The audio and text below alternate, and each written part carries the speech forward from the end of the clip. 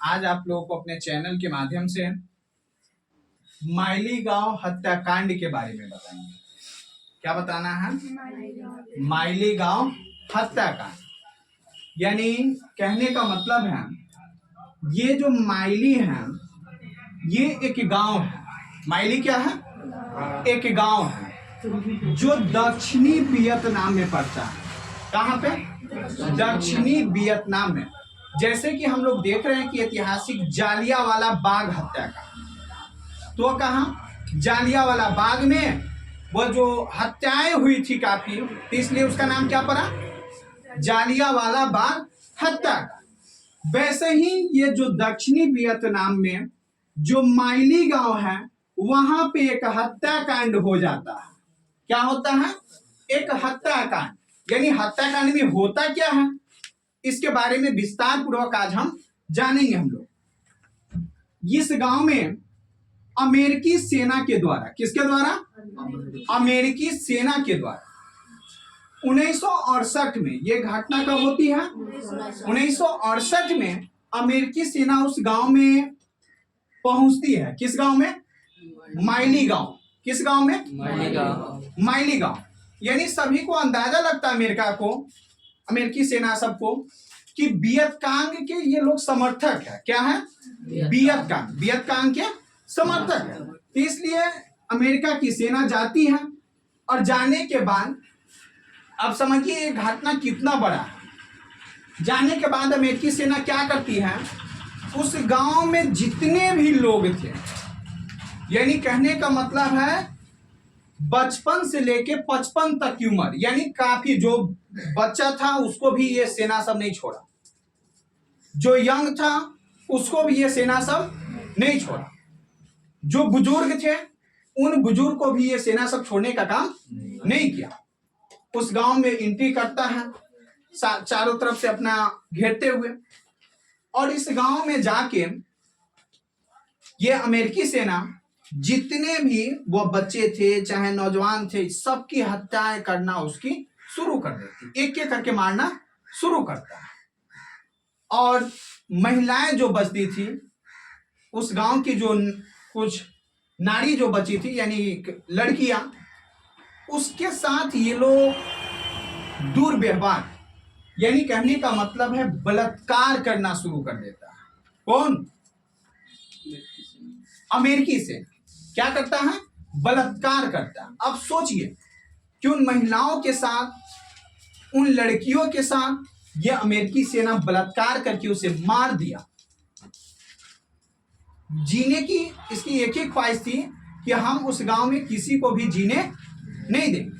सबको अपने नजर में, सबको इन्होंने, अमेरिकी सेना ने क्या कर दिया? मार दिया। क्या किया? मार दिया। और मारने के बाद वहां से चला आया और उसमें क्या किया कि आग लगा दिया। जब अगल बगल वाले आएंगे तो समझेंगे क्या हुआ, इस गांव में आग लग गई, और आग लगने की वजह से सारे लोग झुलस चुके हैं, मर गए। लेकिन इस तरह की घटना तो थी नहीं। घटना का अगर वरदान देने वाला अगर कोई देश था तो वह कौन था?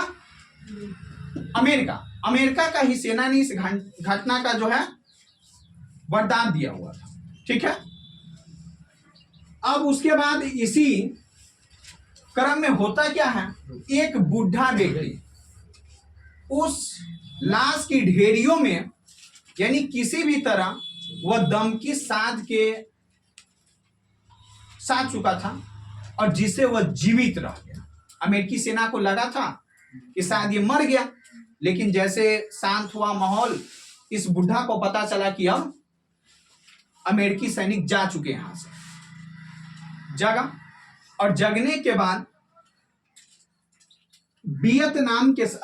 दक्षिणी वियतनाम के जो शासक था वहां तक की रिपोर्ट जाती है, गांव वालों को पहुंचाती है अगल बगल के, और वियतनाम के शासक तक पहुंचता है ये रिपोर्ट। अब बहुत खलबली वाली मामला हो गई भाई। अगर आप ही के यहां कुछ हो जाता है तो चारों बगल फैल जाता है ना वह बात कि फलाने गांव में इस तरह की बात हुई है। वैसे ही ये रुकने का नाम नहीं ले रहा था। इसी बीच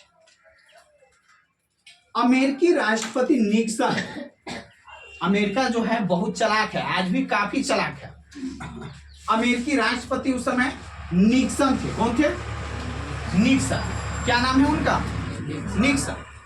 ये घोषणा करते, देख भाई हमारी सेना ने क्या की, गलती की, आप सब जो है हल्ला करने का काम मत कीजिए, इसको शांति कीजिए, समझौता कीजिए, शांति करके इसको क्या कीजिए, सलट लीजिए आपस में। और निक्सन साहब 5 सूत्री मांग के लिए ऑफर दे देते हैं। 5 सूत्री मांग क्या करते हैं, लोगों को बताते हैं कि 5 सूत्री मांग इसके अंदर है, कोई हल्ला गुल्ली नहीं करेगा, इसका हम लोग अति करेंगे। तो पहला इनके असर से होता है कि हिंद चीन के जो भी सेना है वह युद्ध बंद करके और यथा स्थान पर वे रहे, यानी हिंद चीन में जो लड़ाइयां हो रही है, पहले से हो रही थी, वह सब लड़ाइयां नहीं होगी। वह जहां है हिंद चीन की सेना, सभी अपने विराम की अवस्था में। अब सोचिए किसी के घर में घटना घटी है, वह मानने को तैयार होगा नहीं, लेकिन इसने 5 सूत्री मांग के अंदर कहा कि हिंद चीन की सेना सब क्या रहेगा, अस्थिर रहेगा। दूसरा, कोई देश अपनी शक्ति बढ़ाने का प्रयास नहीं करेंगे। अब सोचा कि भाई ये तो खलबली मच चुकी है, चारों तरफ एकदम से अन्य देश हमें प्रताड़ित कर रहा है, तरह तरह की बातें कर रहा है कि बताओ तुम्हारी सेना में कितनी दम थी कि वियतनाम में जाकर, दक्षिणी वियतनाम में जाकर वहां माइली गांव में इस तरह की हादसाएं एकदम से कर दी, ये तुम अच्छा नहीं कर रहे हो। अब इसलिए निक्सन साहब कहते हैं कि कोई अन्य देश जो है इस देश के सहयोग में, चाहे मेरे सपोर्ट में, चाहे उन देशों के सपोर्ट में नहीं आएंगे। तीसरा, युद्ध विराम के दौरान सभी लड़ाइयां बंद रहेगी। युद्ध अभी स्थगित है, जो हम लोगों के बीच लड़ाइयां चल रही थी, एक दूसरे देश से हो रही थी, ये सब लड़ाइयां नहीं होगी, जो जहां है वहीं पर अस्थिर बना के रहे।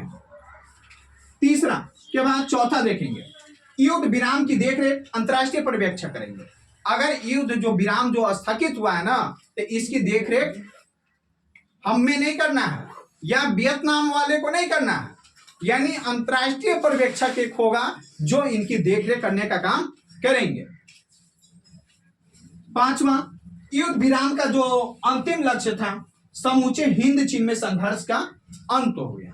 और जो हिंद चीन जो युद्ध विराम अगर होता है तो ये जितने भी हिंद चीन के जो एक संघर्ष चल रहा था कि हम एक जीतने की करार पे हैं, अच्छा एक करेंगे, ये सारी उनकी मनोबल जो होती है स्थगित हो जाती है, वे नहीं कर पाते।